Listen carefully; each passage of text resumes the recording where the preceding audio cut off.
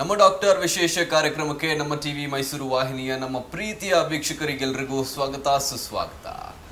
ನಮ್ಮ ಡಾಕ್ಟರ್ ಕಾರ್ಯಕ್ರಮದಲ್ಲಿ ಕಳೆದ ಸೆಗ್ಮೆಂಟ್ನಲ್ಲಿ ಡೆಂಟಲ್ ಬಗ್ಗೆ ಹಲವಾರು ಮಾಹಿತಿಗಳನ್ನು ತಿಳಿಸ್ಕೊಟ್ಟಿದ್ವಿ. ಅದಾದಮೇಲೆ ಆ ವೀಕ್ಷಕರು ಆ ಸೆಗ್ಮೆಂಟ್ನ ತುಂಬ ಇಷ್ಟಪಟ್ಟು ಹಲವಾರು ಕಮೆಂಟ್ಸ್ ಕೂಡ ಬಂದಿತ್ತು. ಇನ್ನಷ್ಟು ಡೌಟ್ಸ್ ಇದೆ ನಮಗೆ ಡೆಂಟಲ್ ಬಗ್ಗೆ, ಹಾಗಾಗಿ ನಮ್ಮ ಇನ್ನೊಂದಷ್ಟು ಡೌಟ್ಸ್ಗಳನ್ನ ಕ್ಲಿಯರ್ ಮಾಡಿ ಮತ್ತೊಂದು ಎಪಿಸೋಡ್ ಮಾಡಿ ಅಂತ. ಹಾಗಾಗಿ ನಾನು ಮತ್ತೊಮ್ಮೆ ಅಥರ್ವ ಡೆಂಟಲ್ ಕೇರ್ಗೆ ಬಂದಿದ್ದೀನಿ. ಇಲ್ಲಿ ಎಸ್ಥೆಟಿಕ್ ಹಾಗೂ ರೂಟ್ ಕೆನಾಲ್ ಸ್ಪೆಷಲಿಸ್ಟ್ ಆದಂಥ ಕಿಶೋರ್ ಜಿ ಅವರು ಮತ್ತೊಮ್ಮೆ ನಮ್ಮ ಡಾಕ್ಟರ್ ಕಾರ್ಯಕ್ರಮಕ್ಕೆ ಜಾಯ್ನ್ ಆಗಿದ್ದಾರೆ. ಅವರಿಗೆ ಮೊದಲಿಗೆ ಕಾರ್ಯಕ್ರಮಕ್ಕೆ ಸ್ವಾಗತವನ್ನು ಮಾಡೋಣ. ಕಾರ್ಯಕ್ರಮಕ್ಕೆ ಸ್ವಾಗತ sir.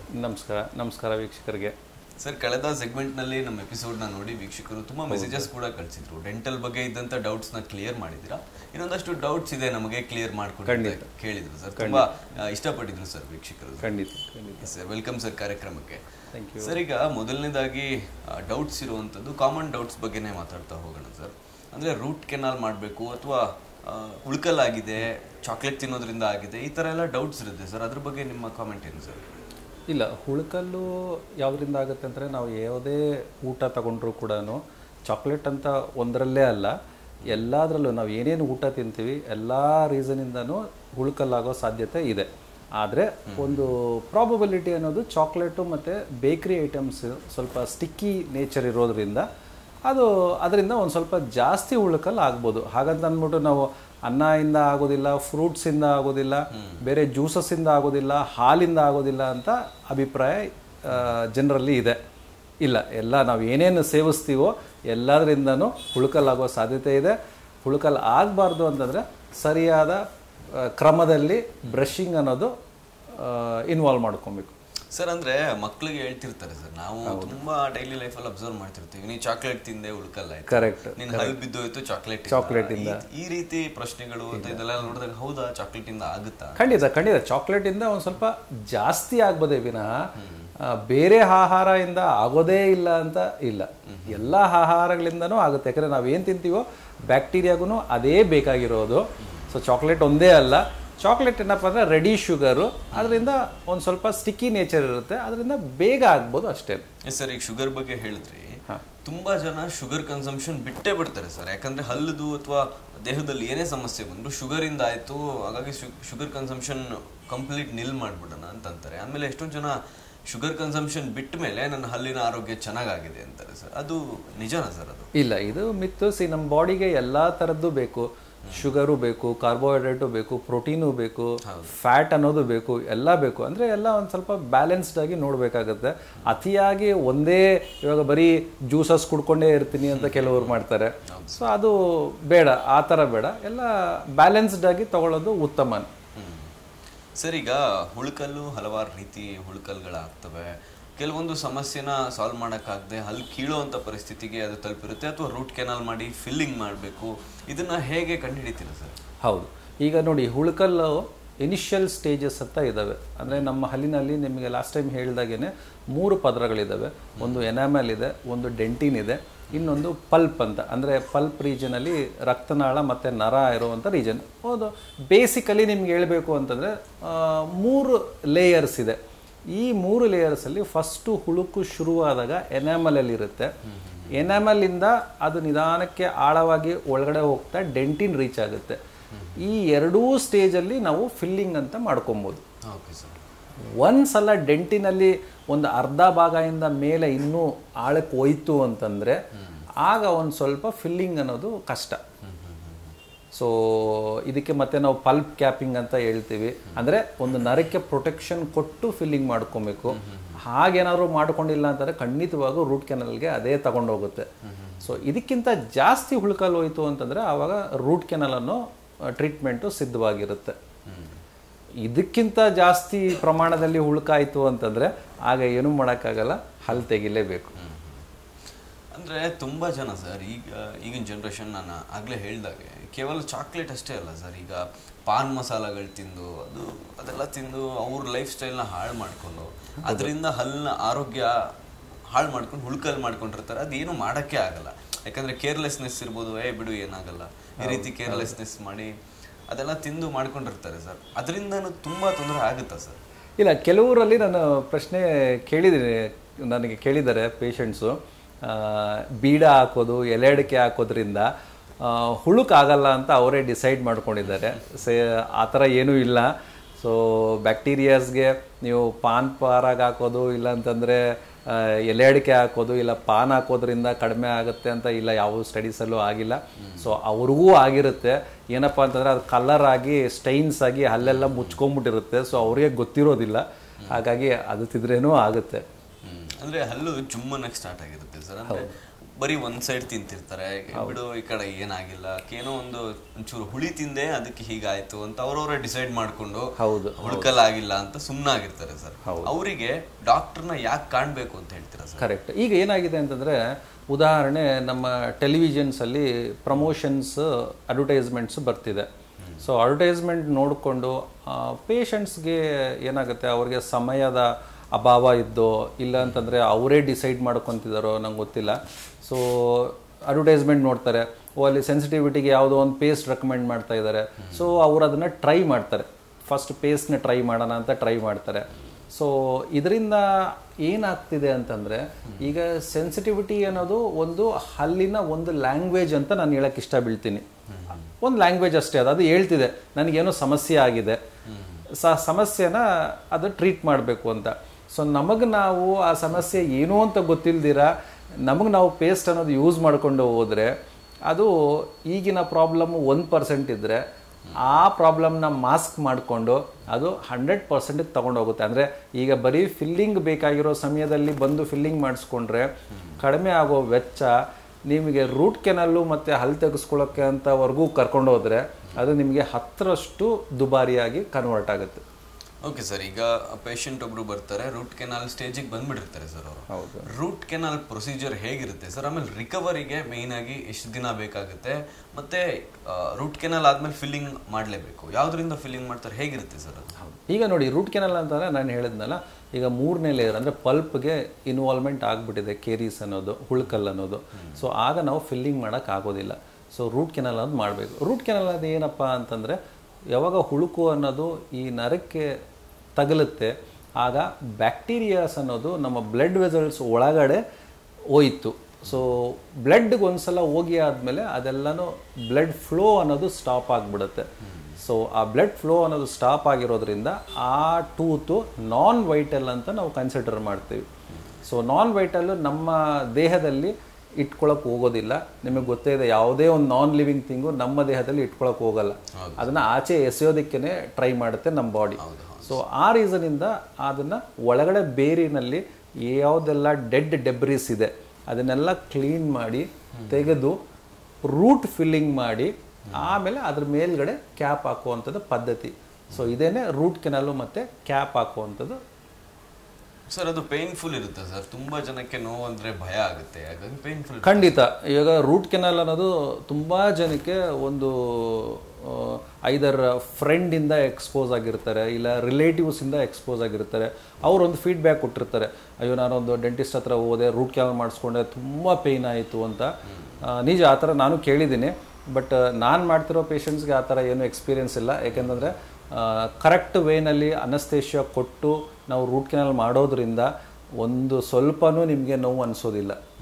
Root canal ಮಾಡುವಾಗಲಿ root canal ಮಾಡಿ ಆದ್ಮೇಲೆ ಆಗಲಿ ನಿಮಗೆ ನೋವು ಅನ್ನೋದು ಕಾಣಿಸ್ಕೊಳ್ಳೋದಿಲ್ಲ. ಊದ್ಕೊಳ್ಳುವಂಥದ್ದು, ಯಾಕಂದರೆ ತುಂಬ ಜನ ಪಬ್ಲಿಕ್ ಲೈಫಲ್ಲಿ ಇರ್ತಾರೆ, ಅವರಿಗೆ ಊದ್ಕೊಳ್ಳುವಂಥದ್ದು ಹಿಂಗೆ ಸ್ವೆಲ್ಲಿಂಗ್ ಎಲ್ಲ ಆದಾಗ ತುಂಬ ಕಷ್ಟ ಆಗುತ್ತೆ ಸರ್. ಆ ರೀತಿ ಏನಾದರೂ ಆಗುತ್ತಾ ಸರ್? ಇಲ್ಲ, ರೂಟ್ ಕೆನಾಲ್ ಮಾಡಿದ್ರೆ ಇನ್ನೂ ಸ್ವೆಲ್ಲಿಂಗ್ ಕಡಿಮೆ ಆಗುತ್ತೆ ವಿನಃ ರೂಟ್ ಕೆನಾಲ್ ಮಾಡಿರೋದ್ರಿಂದ ಸ್ವೆಲ್ಲಿಂಗ್ ಜಾಸ್ತಿ ಆಗೋ ಪ್ರಮಾಣ ತುಂಬ ತುಂಬ ಕಡಿಮೆ ಪರ್ಸೆಂಟೇಜ್. ಯಾವುದೋ ನಾನು ಹೇಳ್ಬೋದು 1%, 100ಅಲ್ಲಿ ಔಟ್ ಆಫ್ 100 1% ಮಾತ್ರ ಆ ಥರ ಆಗಿರೋ ಚಾನ್ಸಸ್ ಇದ್ದಾವೆ. ಆದರೆ ಅಷ್ಟು ನಾವು 1% ತುಂಬ ಕಡಿಮೆ. ಅದು ರೀಸನ್ಸು ಬಿಕಾಸ್ ಆಫ್ ಬ್ಯಾಕ್ಟೀರಿಯಾ ಒಳಗಡೆ ತುಂಬ ಡಾಮಿನೇಟಿಂಗಲ್ಲಿ ಇರುತ್ತೆ. ನಾವು ಒಳಗಡೆ ಕ್ಲೀನ್ ಮಾಡ್ತಾ ಇದ್ದಂಗೆ ಅದು ಮತ್ತೆ ಮಲ್ಟಿಪ್ಲಿಕೇಶನ್ ಆಗೋ ಸಾಧ್ಯತೆ. ಇದನ್ನು ನಾವು ಫ್ಲೇರ್ ಅಪ್ ಅಂತ ಹೇಳ್ತೀವಿ.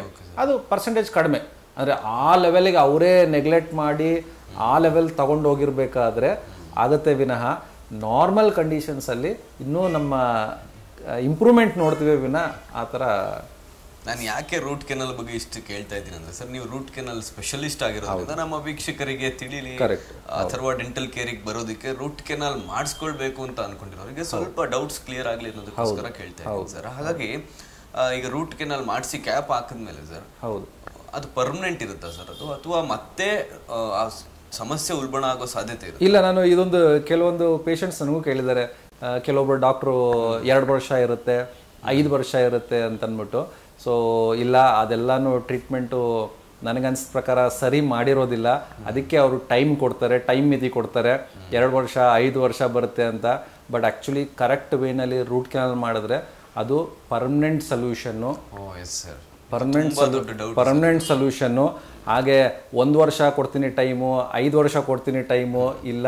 ಯಾಕೆಂತಂದರೆ ಒಂದು ರೂಟ್ ಅನ್ನೋದು ಕಂಪ್ಲೀಟಾಗಿ ಮೇಲ್ಗಡೆಯಿಂದ ಕೆಳಗಡೆವರೆಗೂ ಸೀಲ್ ಮಾಡಿ ಆದಮೇಲೆ ಬ್ಯಾಕ್ಟೀರಿಯಾಸು ಒಳಗಡೆಯಿಂದನೂ ಒಳಗಡೆ ಬರಬಾರ್ದು, ನಮ್ಮ ಬಾಯಿಂದನೂ ಒಳಗಡೆಗೆ ಹೋಗ್ಬಾರ್ದು. ಆ ಥರ ಸೀಲ್ ಮಾಡಿ ಆದಮೇಲೆ ಇದು ಖಂಡಿತವಾಗೂ ಪರ್ಮನೆಂಟ್ ಟ್ರೀಟ್ಮೆಂಟು ಅಂತ ಹೇಳಕ್ಕೆ ಇಷ್ಟ ಬೀಳ್ತೀನಿ. ಯಾಕಂದ್ರೆ ಸರ್ ಈಗ ಒಂದ್ ಸೈಡ್ ತಿಂತಾ ಇರೋರಿಗೆ, ಹುಳುಕಲ್ಲಾಗಿರೋರಿಗೆ ಒಂದ್ ಸೈಡ್ ತಿನ್ನಕ್ ಆಗಲ್ಲ, ಯಾಕಂದ್ರೆ ದವಡೆ ಸೈಡ್ ಆದಾಗ. ರೂಟ್ ಕೆನಲ್ ಮಾಡಿ ಕ್ಯಾಪ್ ಎಲ್ಲ ಹಾಕಾದ್ಮೇಲೆ ನಾರ್ಮಲ್ ಈಟಿಂಗ್ ಪ್ರೊಸೀಜರ್ ಇರುತ್ತೆ ಸರ್ ಅವರಿಗೆ, ಈ ಕಡೆ ತಿನ್ಬೋದಾ ನಾರ್ಮಲ್ ಆಗಿ? ಆರಾಮಾಗಿ ರೂಟ್ ಕೆನಲ್ ಮಾಡಿಸ್ಕೊಂಡು ಕ್ಯಾಪ್ ಹಾಕ್ಸ್ಕೊಂಡು ಆದಮೇಲೆ ಅವರು ಆ್ಯಸ್ ಯೂಶುವಲ್ ನಾರ್ಮಲ್ ಚಿವಿಂಗಲ್ಲೇ ಇರ್ತಾರೆ, ಏನೂ ವ್ಯತ್ಯಾಸ ಗೊತ್ತಾಗೋದಿಲ್ಲ. ಜುಮ್ ಅನ್ನೋದೆಲ್ಲ ನಿಂತೋಗುತ್ತೆ. ಇಲ್ಲ, ಆ ಹಲ್ಲಲ್ಲಿ ಏನೂ ಅವ್ರಿಗೆ ಸೆನ್ಸೇಷನೇ ಇರೋದಿಲ್ಲ. ಯಾಕೆಂತಂದರೆ ಕಂಪ್ಲೀಟ್ ಹಲ್ಲಿನ ಒಳಗಡೆ ಇರುವ ರಕ್ತನಾಳ ನರ ಎರಡೂ ರಿಮೂವ್ ಆಗಿರುತ್ತೆ. ಸೊ ಹಾಗಾಗಿ ಆ ಹಲ್ಲಿನಲ್ಲಿ ಯಾವುದೇ ಆದ ಆ ಥರ ಜುಮ್ ಅನ್ನೋ ಸಮಸ್ಯೆ ಆಗಲಿ ಇಲ್ಲ ನೋವು ಅನ್ನೋ ಸಮಸ್ಯೆ ಆಗಲಿ ಬರೋದಿಲ್ಲ. ಯಾವಾಗಂದರೆ ಕರೆಕ್ಟಾಗಿ ರೂಟ್ ಕೆನಾಲ್ ಆದಮೇಲೆ. ಈಗ ಮಾಡಕ್ಕೆ ಬರದೇ ಇರೋ ಹತ್ರ ಮಾಡಿಸ್ಕೊಂಡು ಅದು ಬ್ಯಾಡ್ ಎಕ್ಸ್ಪೋಜರ್ ಆಗಿದಾವೆ ಪೇಷಂಟ್ಸ್ಗೆ, ಆ ರೀಸನಿಂದ ಈ ಕ್ವಶನ್ಸ್ ಅರೈಸ್ ಆಗುತ್ತೆ. Sir thank you. ಯಾಕಂದರೆ ತುಂಬ ಡೌಟ್ಸ್ನ ರೂಟ್ ಕೆನಲ್ ಬಗ್ಗೆ ಇದ್ದಂಥ ಡೌಟ್ಸ್ನ ಕ್ಲಿಯರ್ ಮಾಡಿಕೊಟ್ರಿ ಸರ್. ನಮ್ಗೆ ಇದ್ರ ಬಗ್ಗೆನೇ ಸಾಕಷ್ಟು ಕಮೆಂಟ್ಸ್ ಬಂದಿತ್ತು. ಈಗ ಸ್ವಲ್ಪ ಟಾಪಿಕ್ ಚೇಂಜ್ ಆದರೆ ಸರ್, ತುಂಬ ನಾವಾಗಲೇ ಬಿಫೋರ್ ದ ಇಂಟರ್ವ್ಯೂ ಮಾತಾಡ್ತಾ ಇದ್ದಾಗೆ ತುಂಬ ಹೀಟ್ ತಿನ್ನೋರಿಗೆ, ಅಂದರೆ ತುಂಬ ಬಿಸಿ ಬಿಸಿ ಕಾಫಿ ಕುಡಿತೀನಿ ನಾನು, ಬಿಸಿ ಬಿಸಿ ಬಜ್ಜಿ ತಿಂತೀನಿ ಅಂತಾರೆ, ಇಲ್ಲ ತುಂಬ ತೀರಾ ಕೋಲ್ಡಲ್ಲಿರುವಂಥ ಐಸ್ ಕ್ರೀಮ್ ತಿನ್ನುವಂಥದ್ದಾಗಿರ್ಬೋದು, ಈ ರೀತಿ ಮಾಡ್ತಿರ್ತಾರೆ ಸರ್. ಈಗ ಬೇರೆ ಒಂದಷ್ಟು ಡೆಸರ್ಟ್ಸ್ ಎಲ್ಲ ಡಿಫ್ರೆಂಟಾಗಿ ಬಂದಿರೋದ್ರಿಂದ ಇದೆಲ್ಲ ತಿನ್ನೋದ್ರಿಂದ ಏನಾದರೂ ಹಲ್ಲಿನ ಸಮಸ್ಯೆಗಳು ಆಗ್ಬೋದಾ ಸರ್? ಇಲ್ಲ, ಡೆಫಿನೆಟ್ಲಿ. ಈಗ ನೋಡಿ, ನಾವು ಒಂದು ಕಾಫಿ ಕುಡಿತೀವಿ ಇಲ್ಲ ಟೀ ಕುಡಿತೀವಿ, ಅದರದ್ದು ಡಿಗ್ರಿ ಎಷ್ಟವರೆಗೂ ಇರ್ಬೋದು ಅಂತಂದರೆ ಒಂದು 40 ಡಿಗ್ರೀಸ್ವರೆಗೂ ಇರುತ್ತೆ. ಯಾಕಂದರೆ ಒಂದು ಹಾಲನ್ನ ಕಾಯಿಸಿದ್ರೆ 100 ಡಿಗ್ರಿವರೆಗೂ ಹೋಗುತ್ತೆ. ಬಟ್ ನಾವು ಕುಡಿಯೋ ಸಮಯದಲ್ಲಿ ಅದೊಂದು 40 ಡಿಗ್ರಿವರೆಗೂ ಇರುತ್ತೆ. 40 ಡಿಗ್ರಿ ಕುಡ್ದು ಆದಮೇಲೆ ಇಮಿಡಿಯೇಟಾಗಿ ಯಾರೋ ಒಬ್ಬರು ಐಸ್ ಕ್ರೀಮ್ ತಿನ್ನಬೇಕು ಅಂತ ಕೇಳ್ತಾರೆ. ಸೊ ಇನ್ನು ಕೆಲವೊಂದಿದೆ, ಈಗ ಏನೋ ಬಾಂಬ್ಸ್ ಅಂತ ಶಾರ್ಟ್ಸ್ ಅಂತ ಬಂದಿದ್ದಾರೆ. ಐಸ್ ಕ್ರೀಮ್ನ ಬೋಂಡಾ ಥರ ಡಿಪ್ ಮಾಡಿ ಅದನ್ನ ಆಯಿಲ್ ಫ್ರೈ ಮಾಡಿ, ಹೊರಗಡೆ ಬಿಸಿ ಇರುತ್ತೆ, ಒಳಗಡೆ ಐಸ್ ಇರುತ್ತೆ. ಸೊ ಅದನ್ನು ಕೂಡ ನಾವು ಟ್ರೈ ಮಾಡಿದ್ದೀವಿ. ಎರಡೂ ಇರುತ್ತೆ, ಹಾಟ್ ಆ್ಯಂಡ್ ಕೋಲ್ಡ್ ಎರಡೂ.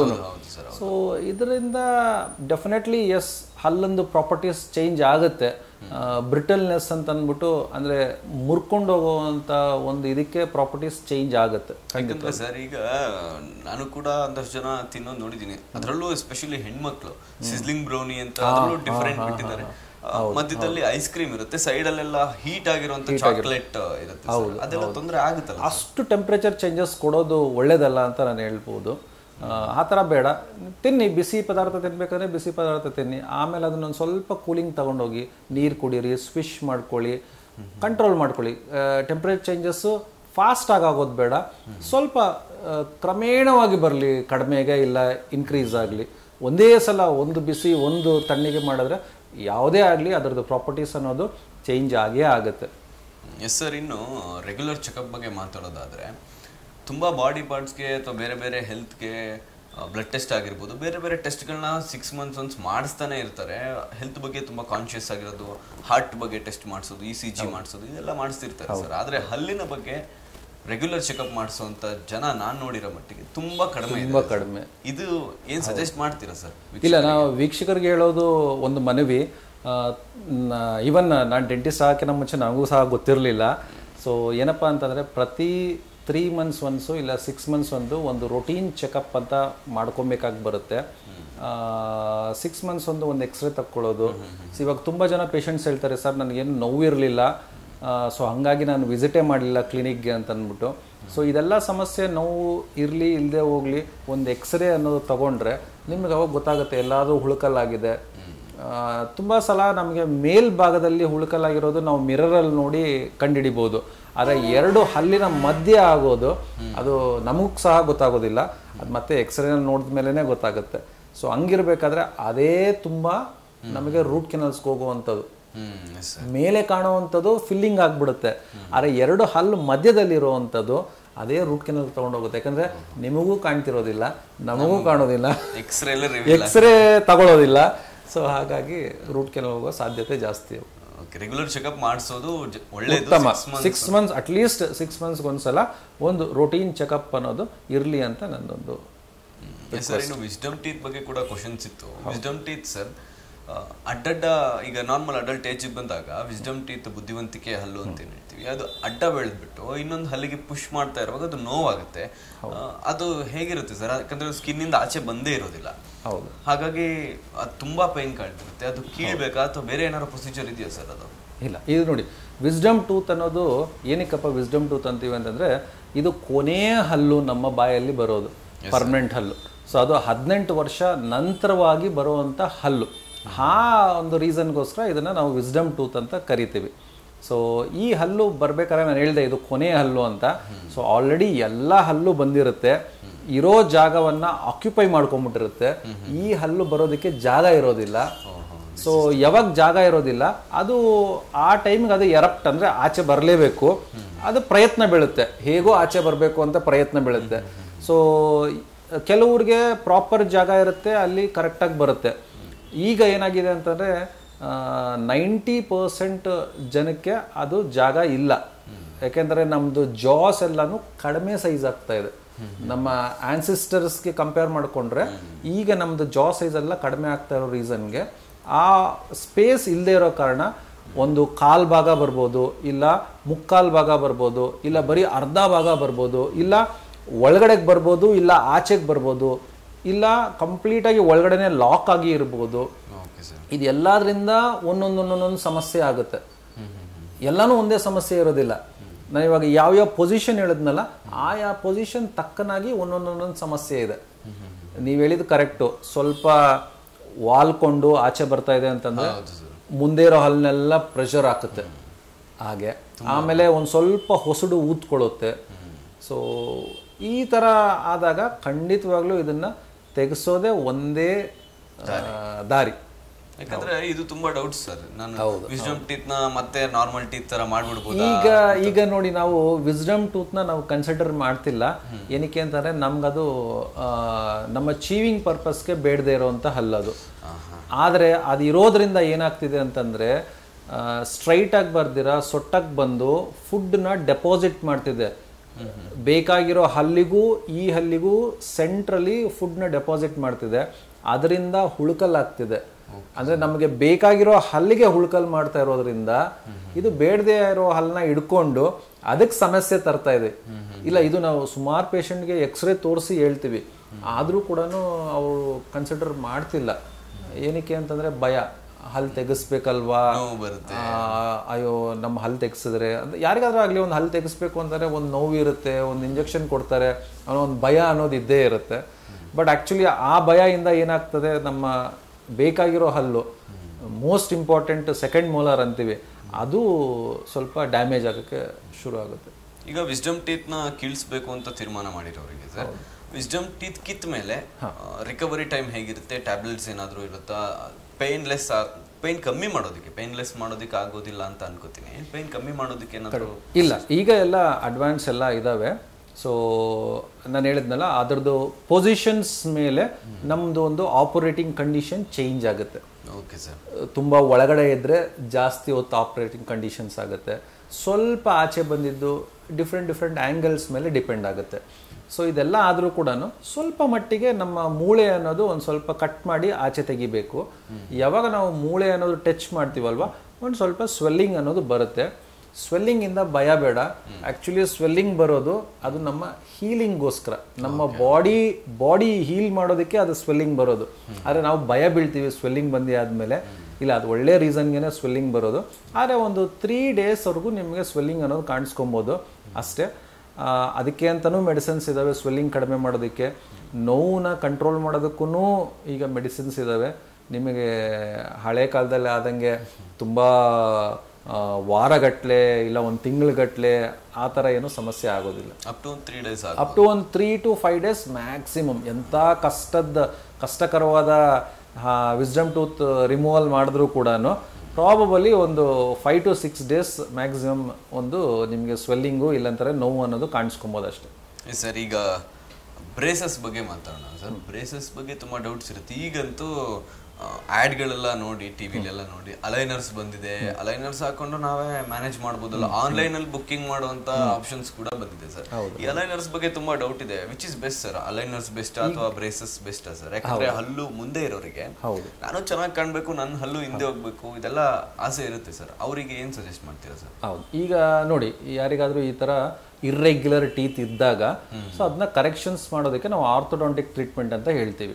ನಾವು ಟ್ರೆಡಿಷನಲ್ ಮೆಥಡ್ ಬಂದು ಬ್ರೇಸಸ್ ಅಂತ ಒಂದು ಸ್ಟೀಲ್ದು ನೀವು ನೋಡಿರ್ಬೋದು, ಅದು ಒಂದೊಂದು ಇಂಡಿವಿಜುವಲ್ ಹಲ್ಲು ಮೇಲೂ ಸ್ಟಿಕ್ ಮಾಡಿ ಒಂದು ವೈರ್ ಇರುತ್ತೆ, ವೈರ್ ಮುಖಾಂತರವಾಗಿ ಅದನ್ನು ಹಿಂದೆ ತಳ್ಳೋದು, ಇಲ್ಲಾಂತಂದರೆ ಆ್ಯಂಗಲ್ ಚೇಂಜ್ ಮಾಡೋದು, ಅದೆಲ್ಲ ಮಾಡ್ತಾ ಇರ್ತಾರೆ. ಈಗ ಹೊಸದಾಗಿ ಅಡ್ವಾನ್ಸ್ಡ್ ಆಗಿ ಅಲೈನರ್ಸ್ ಅಂತ ಬಂದಿದೆ. ಅದೇನಪ್ಪ ಅಂದರೆ ಒಂದು ಟ್ರಾನ್ಸ್ಪರೆಂಟ್ ಟ್ರೇ ಥರ ಇರುತ್ತೆ. ಹೌದು, ಓಕೆ. ಇದು ಎರಡರಲ್ಲೂ ಒಂದು ಅಡ್ವಾಂಟೇಜ್ ಇದೆ, ಒಂದು ಡಿಸ್ಅಡ್ವಾಂಟೇಜ್ ಇದೆ. ಈಗ ಟ್ರೆಡಿಷನಲ್ ಮೆಥಡಲ್ಲಿ ಒಂದು ಬ್ರೇಸಸ್ ಅನ್ನೋದು ಒಂದು ದಪ್ಪದ ಮೆಟಲ್ ಪೀಸು ಎಲ್ಲ ಹಲ್ಲಿಗೂ ಬಂದು ಕೂತ್ಕೊಳ್ಳುತ್ತೆ, ಅದು ಒಂದು ಡಿಸ್ಅಡ್ವಾಂಟೇಜ್ ಅಂತ ತಿಳ್ಕೊಳ್ಳೋಣ. ಆಮೇಲೆ ಒಂದು ವಯರ್ ಇರುತ್ತೆ, ಈ ಥರ ಇರುತ್ತೆ. 24/7 ನಮ್ಮ ಬಾಯಲ್ಲೇ 1 ವರ್ಷದಿಂದ 1.5 ವರ್ಷವರೆಗೂ ನಮ್ಮ ಬಾಯಲ್ಲೇ ಇರುತ್ತೆ. ಇದರಿಂದ ತುಂಬ ಜನಕ್ಕೆ ಒಂದು ಬಾಯಲ್ಲಿ ಹುಣ್ಣಾಗೋದಾಗ್ಲಿ, ಇಲ್ಲ ಎಲ್ಲೋ ಒಂದು ಕಡೆ ಚುಚ್ಕೊಳ್ಳೋದಾಗ್ಲಿ, ಆ ಥರ ಏನೋ ಒಂದು ಸಮಸ್ಯೆ ಕೆಲವು ದಿನ ಇರುತ್ತೆ ಸ್ಟಾರ್ಟಿಂಗಲ್ಲಿ. ಅದು ಕೆಲವ್ರಿಗೆ ಹೆದರಿಕೆ, ಭಯ. ಓಕೆನಾ? ಈಗ ಇಷ್ಟೇ ಅದರದ್ದು ಡಿಸ್ಅಡ್ವಾಂಟೇಜ್ ಟ್ರೆಡಿಷ್ನಲ್ದು. ಓಕೆ. ಆದರೆ ಅಲೈನರ್ಸ್ದು ಏನಪ್ಪ ಅಂತಂದರೆ ಟ್ರಾನ್ಸ್ಪರೆಂಟ್ ಆಗಿರುತ್ತೆ, ಯಾರಿಗೂ ಕಾಣೋದಿಲ್ಲ. ಸೊ ಅದೊಂದು ಬೆನಿಫಿಟ್ಟು. ಆದರೆ ಟ್ರೀಟ್ಮೆಂಟಿಗೆ ಕಂಪೇರ್ ಮಾಡಿಕೊಂಡ್ರೆ ನಾವೇನು ಮಾಡ್ತೀವಿ, ಊಟ ಮಾಡಬೇಕಾದ್ರೆ ತೆಗಿಬೇಕು, ತೆಗೆದಿ ಆದಮೇಲೆ ಮತ್ತೆ ವಾಪಸ್ ಇಡ್ತೀವ ನಮಗೆ ಗೊತ್ತಿಲ್ಲ. ಯಾವುದೋ ಒಂದು ಮೀಟಿಂಗ್ ಇರುತ್ತೆ, ಅಯ್ಯೋ ಮೀಟಿಂಗ್ ಆದಮೇಲೆ ನಂತರ ಹಾಕ್ಕೊಳ್ಳೋಣ ಅನ್ಸುತ್ತೆ. ಇಲ್ಲ ರಾತ್ರಿ ಏನೋ ಎಲ್ಲೋ ಹೋಗಿರ್ತೀರಾ, ಊಟ ಮಾಡ್ತೀರಾ, ಅಲ್ಲಿ ಮರ್ತೋಗಿ ಬಿಟ್ಟು ಬಂದುಬಿಡ್ತೀರಾ, ಅದು ಮತ್ತೆ ನೆಕ್ಸ್ಟ್ ದಿನ ಹೋಗಿ ಕಲೆಕ್ಟ್ ಮಾಡ್ಕೊತೀರಾ. ಸೊ ಹಂಗೆ ಡಿಸ್ಕಂಟಿನ್ಯೂ ಆಗುತ್ತೆ, ನಮ್ಮ ಫೋರ್ಸಸ್ ಡಿಸ್ಕಂಟಿನ್ಯೂ ಆಗುತ್ತೆ. ನಮಗೆ ನಾವೇ ಒಂದಷ್ಟು ರೀಸನ್ಸ್ನ ಹುಡುಕೊಂಡು ಅದನ್ನು ಹಾಕ್ಕೊಳ್ಳೋದಕ್ಕೆ ಒಂದು ಸ್ವಲ್ಪ ಕಡಿಮೆ ಮಾಡ್ತೀವಿ. ಇದೇನಾಗುತ್ತೆ, ಕಂಟಿನ್ಯೂಸ್ ಫೋರ್ಸಸ್ ಬರೋದಿಲ್ಲ.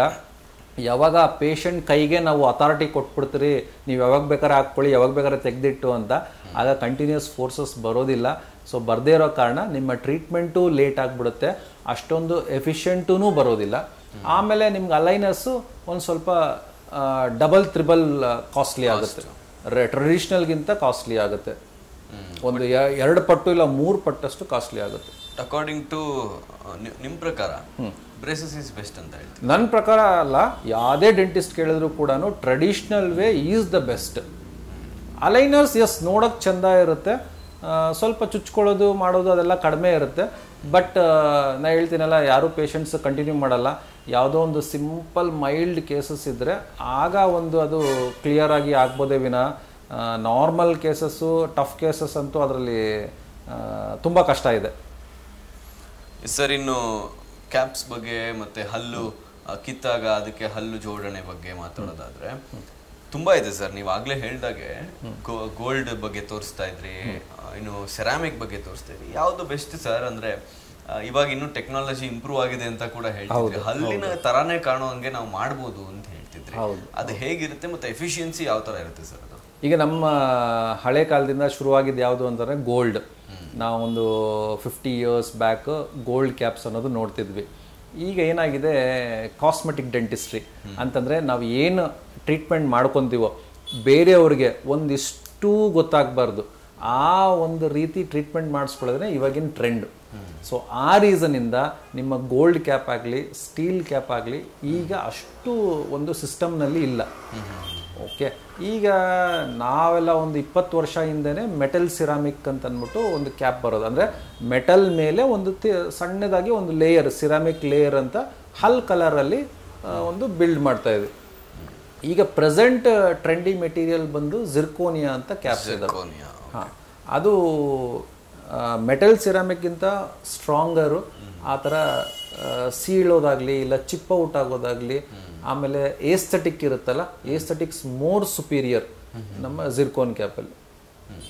ಅದೇ ಬೆಸ್ಟ್ ಅಂತ ಹೇಳ್ತೀರಾ ಸರ್ ಈಗ ಪ್ರೆಸೆಂಟ್ ಸಿಚುವೇಶನ್? ಈಗ ಪ್ರೆಸೆಂಟ್ ಸಿಚುವೇಶನ್ ಅಲ್ಲಿ ಅಡ್ವಾನ್ಸ್ಮೆಂಟ್ ಆಗಿರೋದ್ರಲ್ಲಿ yes zircon cap is the best. Accident ಗಳಾಗಿ ಅಥವಾ ಬೇರೆ ಬೇರೆ ಏನೋ ಸಮಸ್ಯೆ. ಈಗ ಜಿರ್ಕೋನ್ ಕ್ಯಾಪ್ ಇಂದ ಒಂದು ಅಡ್ವಾಂಟೇಜ್ ಇದೆ. ಈಗ ಮೆಟಲ್ ಸಿರಾಮಿಕ್ನು ಹಲ್ಲಿನ ಬಣ್ಣದಲ್ಲೇ ಇರುತ್ತೆ, ಜಿರ್ಕೋನ್ ಕ್ಯಾಪ್ನು ಹಲ್ಲಿನ ಬಣ್ಣದಲ್ಲೇ ಇರುತ್ತೆ. ಈಗ ಏನಪ್ಪಾ ಯಾವುದೋ ಒಂದು ನೀವು ಹೇಳಿದಾಗ ಆಕ್ಸಿಡೆಂಟ್ ಆಯ್ತು, ಇಲ್ಲ ಮೈ ಹುಷಾರಿಲ್ಲ, ಏನ್ ಮಾಡ್ತೀವಿ ಇಮಿಡಿಯೇಟ್ ಆಗಿ MRI ಸ್ಕ್ಯಾನು, CT ಸ್ಕ್ಯಾನು ಅಂತ ತಗೊಂಡು ಹೋಗ್ತೀವಿ. ಇವಾಗ ಮೆಟಲ್ ಸಿರಾಮಿಕ್ ಅಲ್ಲಿ ಮೆಟಲ್ ಇರುತ್ತೆ, ಓಕೆ. ಅದೇ ಜಿರ್ಕೋನಿಯಾದಲ್ಲಿ ಮೆಟಲ್ ಫ್ರೀ, ಮೆಟಲ್ ಏನೂ ಇರೋದಿಲ್ಲ. ಸೊ ಅದೊಂದು ಮೆಡಿಕಲಿ ಅದೊಂದು ಅಡ್ವಾಂಟೇಜ್. ಇನ್ನು ಹಲ್ಲೆಲ್ಲ ಮುರಿದೋಗಿರುತ್ತೆ ಸರ್ ಕೆಲವೊಬ್ಬರಿಗೆ, ಬಿದ್ದು ಅಥವಾ ಏನು ಅವ್ರವ್ರ ಪರ್ಸನಲ್ ರೀಸನ್ಸ್ಗೆ ಮುರಿದೋಗಿರುತ್ತೆ. ಮುಂದೆಗಡೆ ಅವರು ಹಲ್ಲಿನ ತರಾನೇ ಕಾಣಬೇಕು ನನಗೆ, ನಾನು ಹಾಕ್ಸಿದ್ದೀನಿ ಅಂತ ಗೊತ್ತಾಗಬಾರ್ದು ಅಂತ ಗೊತ್ತಾಗೋದಿಲ್ಲ ಅಂತ ಇರುತ್ತೆ ಸರ್. ಅದು ಆಗುತ್ತೆ ಸರ್? ಖಂಡಿತ ಆಗುತ್ತೆ.